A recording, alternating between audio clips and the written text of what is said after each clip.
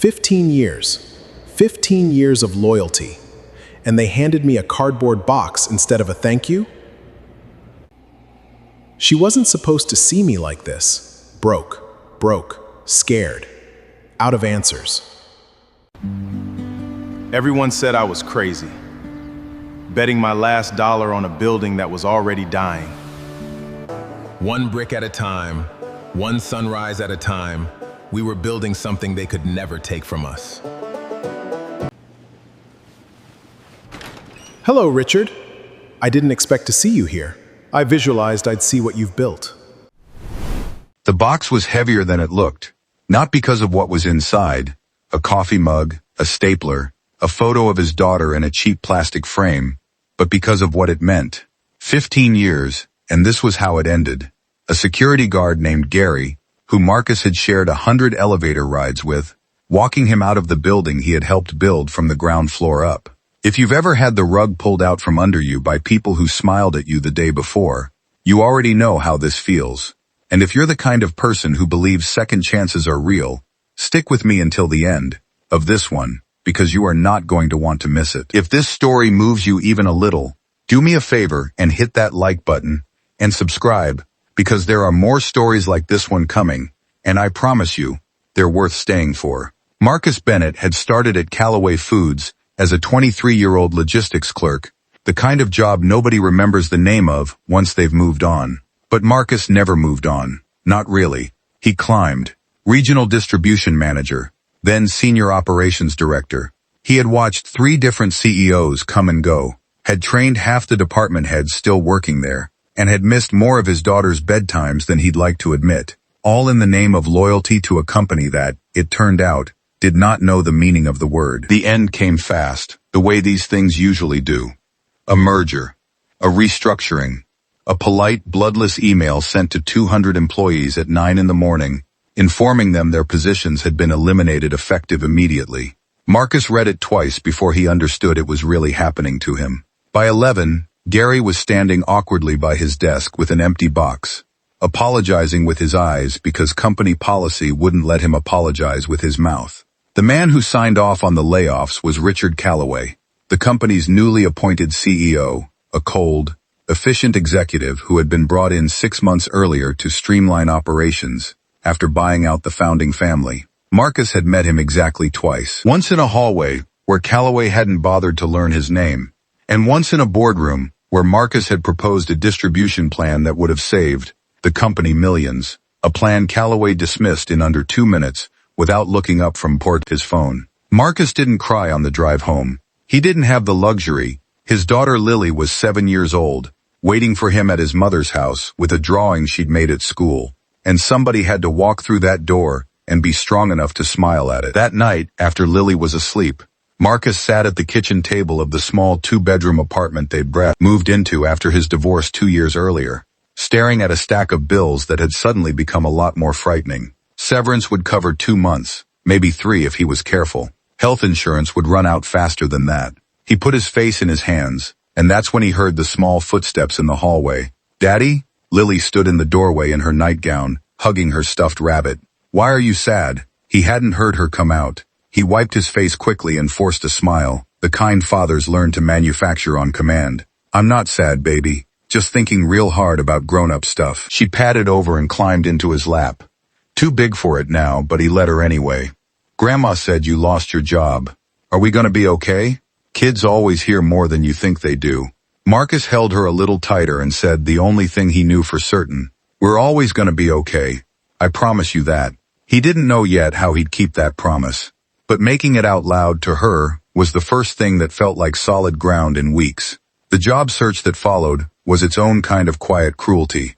15 years of experience, and somehow he was either overqualified or the company had gone in a different direction. He suspected, though he could never prove it, that word had gotten around that he'd been let go in the Callaway restructuring, and nobody in the industry wanted to be seen picking up someone the new golden boy of corporate efficiency had cut loose. 3 months became 5. Severance ran out. He picked up warehouse shifts at night after Lily was asleep at his mother's, then came home to get her ready for school in the morning, running on fumes and stubbornness.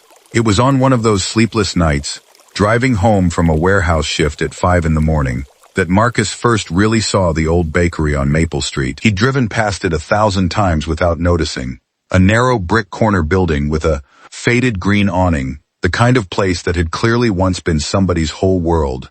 A hand-painted sign, chipped and sun-bleached, still read Henderson's Bakery. A for sale notice had been taped in the flour-dusted window so long the paper had yellowed. Marcus pulled over, engine idling, and just looked at it for a long time. His grandmother had run a small bakery in Georgia when he was a boy. He remembered the smell of it more clearly than he remembered most of his childhood. Cinnamon, and yeast, and the particular warmth of an oven-heated kitchen at 5 in the morning. His grandmother humming while she worked, teaching him to fold dough with his small hands. She used to say, "Bread doesn't rise because you rush it, baby. It rises because you're patient with it." He hadn't thought about her bakery in years. Standing there at 5 a.m., in front of a dying building, it hit him like a physical thing. He called the number on the sign that same day. The building had been empty for 2 years, ever since the elderly owner, Walt Henderson, had passed away with no children to take it over. The asking price was low. Low enough that between what remained of Marcus's 401k, a small inheritance from his grandmother he'd never touched, and every dollar he had left, he could just barely make it work. It would leave him with almost nothing in reserve. It was, by any reasonable financial measure, an insane decision. His mother told him so, gently but directly, over dinner. "Marcus, you have a child depending on you. You want to bet everything you have left on an old building nobody wants? I want to build something nobody can take from me," he said. "I did everything right for 15 years, Mama. I climbed the ladder. I was loyal. I missed birthdays for that company. And one email erased all of it. I'm done building somebody else's dream." His mother looked at him for a long moment, then reached across the table and squeezed his hand. "Then you better make it a good one." He signed the papers 3 weeks later. His hands were shaking when he did it, but for the first time in 5 months, he felt something other than dread. He felt possibility. The renovation took every ounce of energy he had left, and most of it he did himself, watching tutorial videos at midnight to learn how to refinish the old wood counters, how to patch the plaster, how to strip decades of grease off the industrial oven that had somehow survived in working condition. Lily came with him on weekends, helping in the way 7-year-olds help, mostly by painting, more of herself than the walls and asking 100 questions a minute. He didn't mind a single one of them. It was Lily actually who named it. They'd been going back and forth on names for weeks. Marcus kept coming back to something that honored his grandmother, but nothing felt right. When Lily, sitting cross-legged on the floor with a paintbrush, said, "What about Maple and Rise? 'Cause it's on Maple Street, and bread rises. And you're rising too, Daddy. Grandma said so." Marcus had to turn away so she wouldn't see his eyes fill up. "Maple and Rise," he said. "Baby, that's perfect." They painted the new sign together that weekend, Marcus lifting Lily up so she could reach the final letter, both of them covered in more paint than the wood. For the first time since that box left his old office, Marcus felt like he was building something that was entirely, unshakably his own. The next 4 months were the hardest and most alive he'd felt in years. He relearned his grandmother's recipes from memory, tweaking them late into the night, testing loaves on his mother and Lily, until he found the exact right balance of the honey wheat bread his grandmother used to make. He taught himself to laminate croissant dough after burning through $40 of butter and 4 failed batches. He designed the menu around what he remembered from that Georgia bakery: cinnamon rolls the size of a fist, honey biscuits, a sourdough starter he named, at Lily's insistence, Mr. Bubbles. Word started to spread slowly, the way it does in a small town.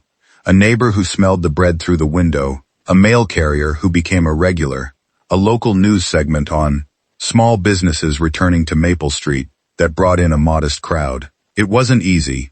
There were mornings the register barely covered the flour order. Nights Marcus sat at the same kitchen table doing math that never quite worked out. But slowly, unmistakably, it was working. People were coming back, not just for the bread, for the way Marcus remembered their names, asked about their kids, kept a small basket of day-old pastries by the register with a sign that read, "Take what you need, pay what you can." He had built, without quite meaning to, the kind of place his grandmother would have recognized. 6 months after signing the papers, Marcus held his grand opening. He hung string lights across the front window, set out fresh flowers on every table, and stood behind the counter at 6 in the morning, with Lily beside him, in her yellow sundress, both of them buzzing with nerves and pride. The bell above the door had been the very first thing he installed, salvaged from the original Henderson's bakery, and when it chimed for the first customer of the day, Marcus felt something settle in his chest that had been unsettled for the better part of a year. The morning went better than he'd dared to hope. A steady stream of neighbors, a line out the door by 8, Lily proudly handing out samples of the cinnamon rolls to anyone who'd take one. Marcus was in the middle of ringing up an order, sleeves rolled, flour dusted across his forearms, laughing at something an elderly regular had said. When the bell above the door chimed again, he looked up out of habit, the way he greeted every customer, and the words died in his throat. Richard Calloway stood in the doorway, older than Marcus remembered, a little grayer, a little more tired around the eyes, but unmistakably him. Same tailored gray suit, same cold posture, same expensive watch catching the morning light. For a moment neither man moved. The bakery, full of chatter just seconds before, seemed to Marcus to go silent, though of course it hadn't. Only his own hearing had narrowed down to the sound of his heartbeat. "Mr. Bennett," Calloway said finally, and there was something in his voice Marcus had never heard from him before. Not the clipped efficiency of the boardroom, but something smaller, uncertain. "Mr. Calloway." Marcus kept his hands steady on the register, though his mind was racing through 100 versions of what might happen next. "Didn't expect to see you on Maple Street." "I didn't expect to see you either." Calloway's eyes moved over the bakery, the string lights, the packed tables, the line still trailing out the door, Lily weaving through customers with her basket of samples. "This is yours?" "Every brick of it." Something shifted in Calloway's face, and he stepped closer to the counter, lowering his voice so the line behind him couldn't hear. "I heard you'd opened a place. I didn't believe it was you. Bennett isn't exactly an uncommon name. My assistant recommended this place for a client breakfast. I had no idea." He paused, and for the first time in the 2 years Marcus had known of him, Richard Calloway looked genuinely unsure of what to say next. "I owe you an apology. Not just for letting you go. The merger required cuts. And I won't pretend I could have saved every position. But the way it was handled, the way I dismissed your distribution proposal without giving it real consideration, the way I never bothered to learn your name in 3 years, despite the work you did for that company, that was a failure on my part. A costly one, it turns out. We hemorrhaged nearly a third of what your plan projected we'd save. In the 18 months after you left, the board wasn't happy." Marcus didn't say anything right away. Behind Calloway, Lily had noticed the tension and drifted closer, slipping her small hand into her father's. Marcus looked down at her, then back up at the man who'd once handed him a cardboard box and called it a restructuring. "I'm not going to pretend it didn't nearly break us," Marcus said finally. "There were nights I didn't know how I was going to feed my daughter. But I'm not in the business of holding a grudge against a man who's standing in my bakery telling me the truth. That takes something." He gestured toward an open table by the window. "Sit down. Order something. We'll talk business if you want, or we won't. Either way, the coffee's good and the cinnamon rolls are better." Calloway allowed himself something close to a smile. The first genuine one Marcus had ever seen on him. "I'd like that."